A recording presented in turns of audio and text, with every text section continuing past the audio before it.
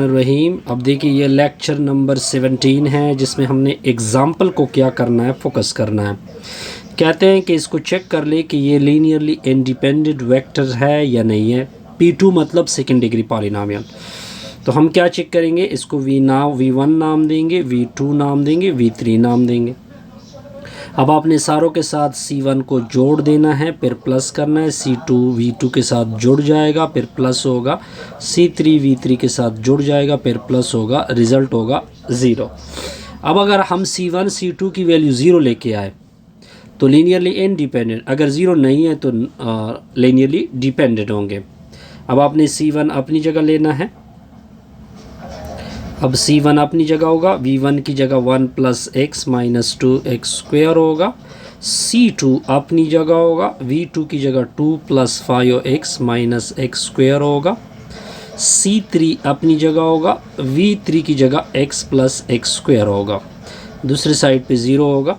अब C1 multiplied होगा, C1 + C1x होगा, -2C1x² होगा। 2C2 होगा + 5C2x होगा, -C2x² होगा, प्लस C3x होगा, प्लस C3x का स्क्वायर दूसरी साइड पे 0। अब जितने कांस्टेंट है उसको अलग करते हैं जी, यानी C1 + 2C2 आपस में होंगे। इन सारों से x को कॉमन करेंगे। तो अगर मैं x को कॉमन कर दूँ तो क्या होगा, C1 + 5C2 + C3 × में x होगा।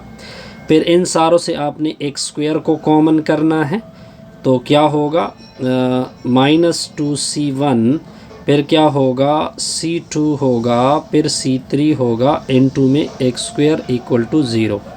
अब आप देख सकते हैं। अब नेक्स्ट क्या होगा सर, नेक्स्ट देखते जाइए। अब देखिए ये दोनों कांस्टेंट है, लेफ़्ट साइड पे कोई कांस्टेंट नहीं है तो उसका वैल्यू 0 के बराबर होगी, यानी 0 है। अब इधर x है, लेफ़्ट साइड पे x नहीं है तो ये क्या होगा, इसकी कोफिशिएंट भी 5C2 + C3 ये भी 0 की इक्वल होगा। ये x² है, राइट साइड पे कोई x² नहीं है तो 2C1 - C2 + C3 = 0 होगा। अब आपने सिंपल इसका मैट्रिक्स बनाना होगा। C1 की कोफिशिएंट 1, फिर 2, C3 मिसिंग है 0, राइट साइड भी आपने लिखना होगा। ठीक हो गया, इधर 1 1 5 और 1 को होगा, राइट साइड पे 0, -2 -1 और 1, और राइट साइड पे क्या है, 0 है। अब आपने एलिमेंट्री रो ऑपरेशन को यूज़ करना है।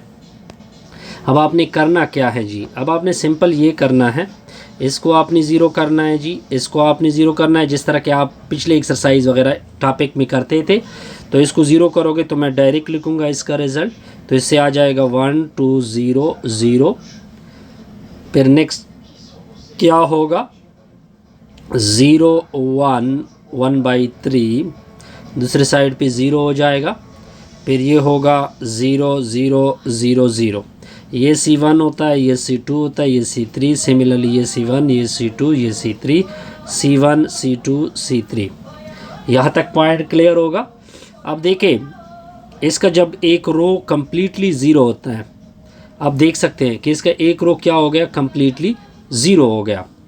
तो हम क्या करेंगे, सेकंड रो में जाएंगे। सेकंड रो में 2C2, दूसरे साइड पे क्या है, इसका ये साइड 0 है जी, तो C2 की वैल्यू क्या आ जाएगी, 0 आ जाएगी।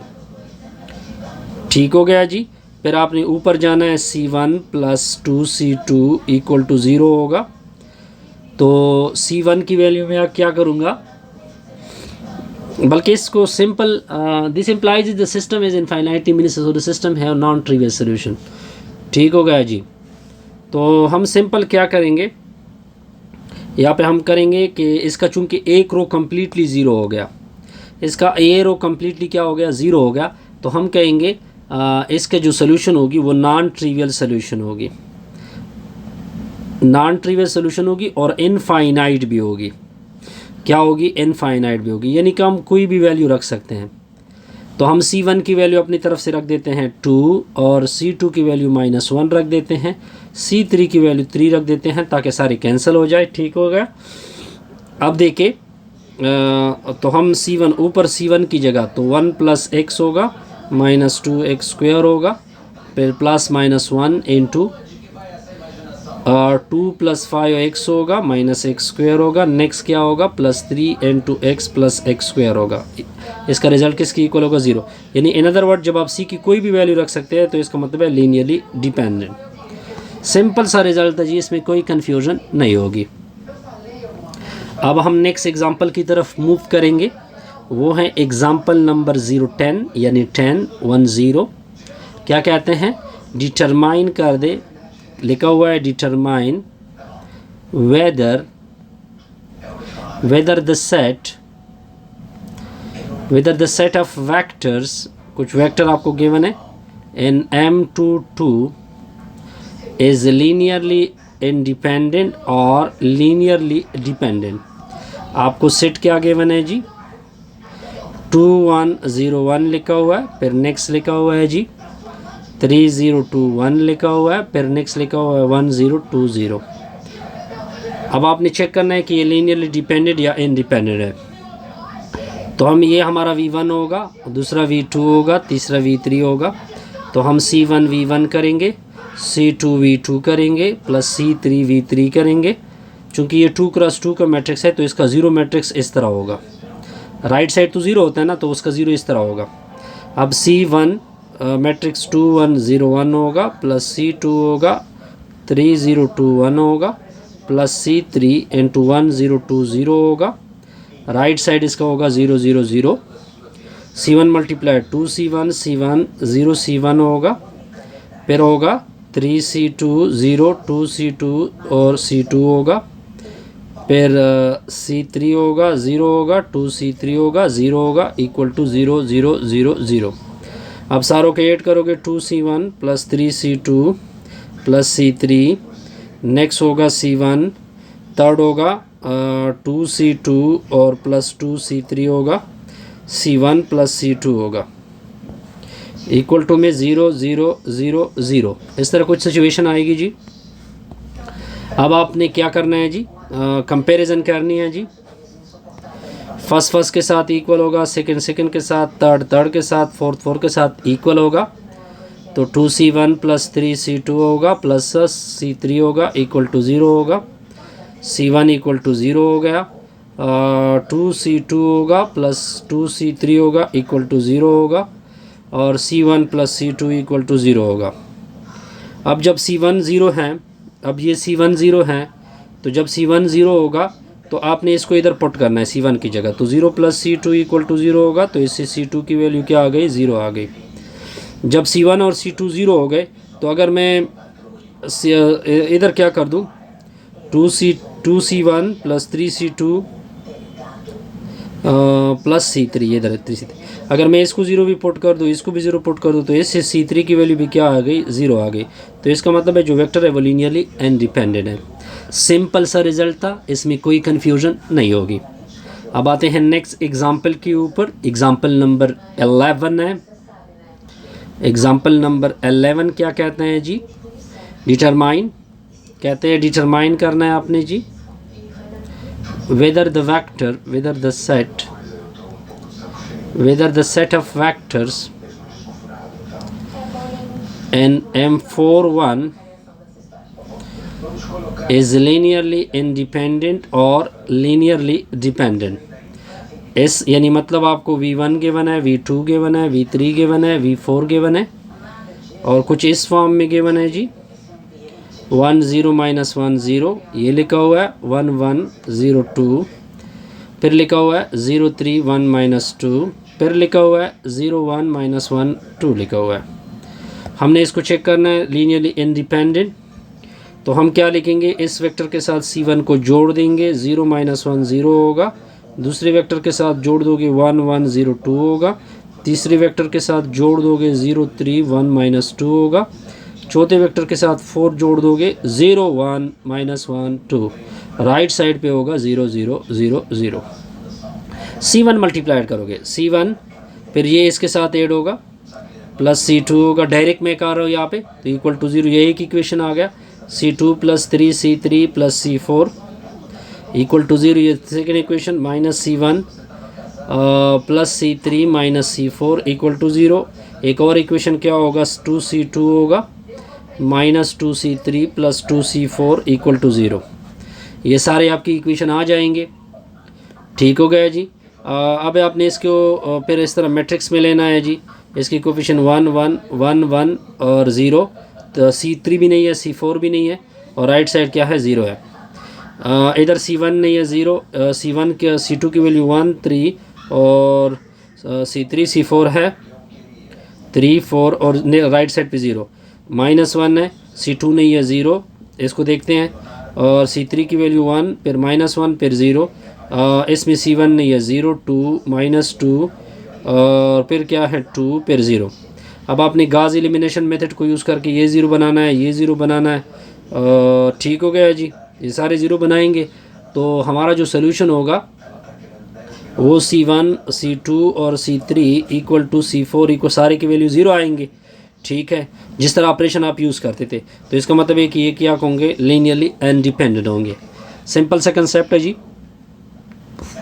पॉइंट क्लियर होगा जी? बिल्कुल सर क्लियर होगा। अब आप देखते जाइए कि नेक्स्ट एक थ्योरम आ रही है, वो थ्योरम भी मैंने लिखनी है जी।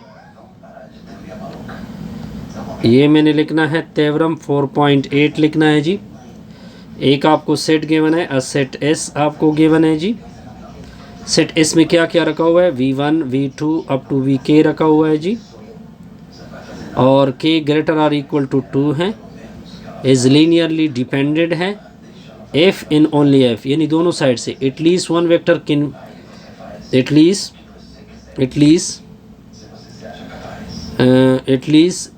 f एटलीस्ट लिखा हुआ है one vector is a linear combination, one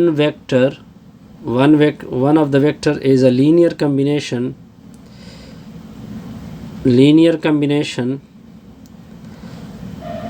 of the other vector in S। इसका मेन मतलब क्या है, इसको प्रूफ करते हैं जी। इसका प्रूफ क्या है जी, इसके दो डायरेक्शन है। पहले हम ये सेट एस लेंगे कि इसमें इतने वेक्टर है जी, और वो लीनियरली इंडिपेंडेंट है। हमारा टारगेट होगा कि अगर आपके पास ये हैं तो आप इसमें कोई भी vector is a linear combination of other vector लिख सकते हैं। ये पॉइंट क्लियर है। पहले सपोज करते हैं जी, सपोज करते हैं जो कि एस है, यानी एस मतलब वेक्टर ऑफ एस, वो लीनियरली डिपेंडेंट है।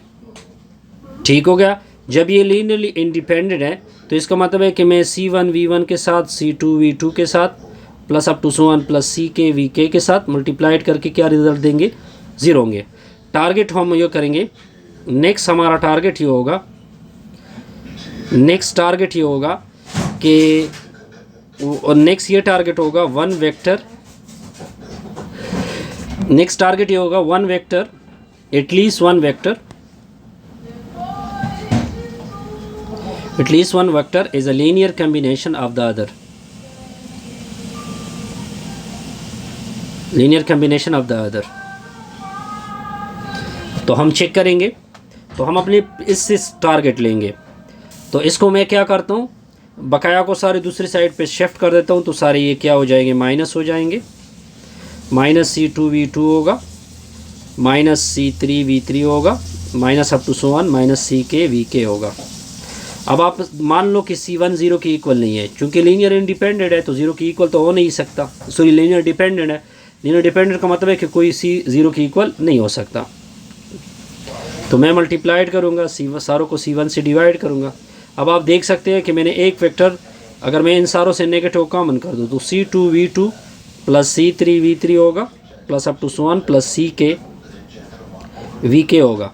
यानी एक वेक्टर मैंने दूसरे के लीनियर कम्बिनेशन, इसके नीचे C1 इसके नीचे C1 सारों के नीचे C1 है, यानी एक वेक्टर को मैंने लिखा linear combination of the other. ये लीनियर कम्बिनेशन है ना, और आपसे यही चीज़ मांगी जा रही थी। अब इसको कन्वर्स करते हैं। कन्वर्स किस तरह होगा सर, उल्टे साइड से जाते हैं। उल्टे साइड से हम किस तरह जाएंगे, उल्टा साइड इसका ये होगा कि हम जो हम सेलेक्ट करेंगे, हम लिखेंगे कन्वर्सली वी एज्यूम दैट, हम ये अपनी तरफ से सपोज कर लेते हैं that one vector, at least one vector is a linear combination of the other. ठीक हो गया जी। नेक्स्ट टारगेट क्या होगा, अगर वो लीनियर कम्बिनेशन है तो नेक्स्ट टारगेट आपने लीनियर डिपेंडेंट शो करना है। ठीक है, आपका सेट किस फॉर्म में है, अब इधर से स्टार्ट लेते हैं। आपका सेट किस फॉर्म में है, V1 अप टू Vk है। अब इसमें एक vector is a linear combination of the other है। मान लो कि V1 हम इस तरह लिख सकते हैं C2 plus up to so on Ck Vk लिख सकते हैं। ठीक हो गया जी। अब नेक्स्ट क्या होगा, अगर मैं इनको सारों को इसको इधर शिफ्ट कर दूँ तो ये माइनस V1 होगा प्लस C2 होगा, V2 होगा plus up to so on plus Ck Vk equal to 0 होगा। अगर आप इस कोफिशिएंट देखें, इसकी कोफिशिएंट क्या है, अगर मैं इसको C1 मान लूँ तो C1 की कोफिशिएंट क्या आ गई -1। अगर ये सारी ज़ीरो भी हो जाए तो हमें पता है कि अगर सारी ज़ीरो हो जाए तो लीनियर इंडिपेंडेंट होते हैं। अगर सारी ज़ीरो ना हो, इसमें से एक भी नॉन ज़ीरो आ जाए तो वो लीनियर इंडिपेंडेंट। अब अगर आप C1 को देखें यानी V1 की कोफिशिएंट देखें, वो तो -1 की इक्वल है, तो लिहाजा हमने शो किया कि ये लीनियरली डिपेंडेंट है। ठीक है, सिंपल सा टारगेट था जी, इसमें कोई कन्फ्यूजन नहीं होगी। अब आप देख सकते हैं इस एग्जांपल नंबर 12 को देखते हैं जी। आई थिंक ये लास्ट एग्जांपल है। ओपा, इसके बाद एक और एग्जांपल भी है जी। चलो इस नेक्स्ट एग्जांपल को देखते हैं।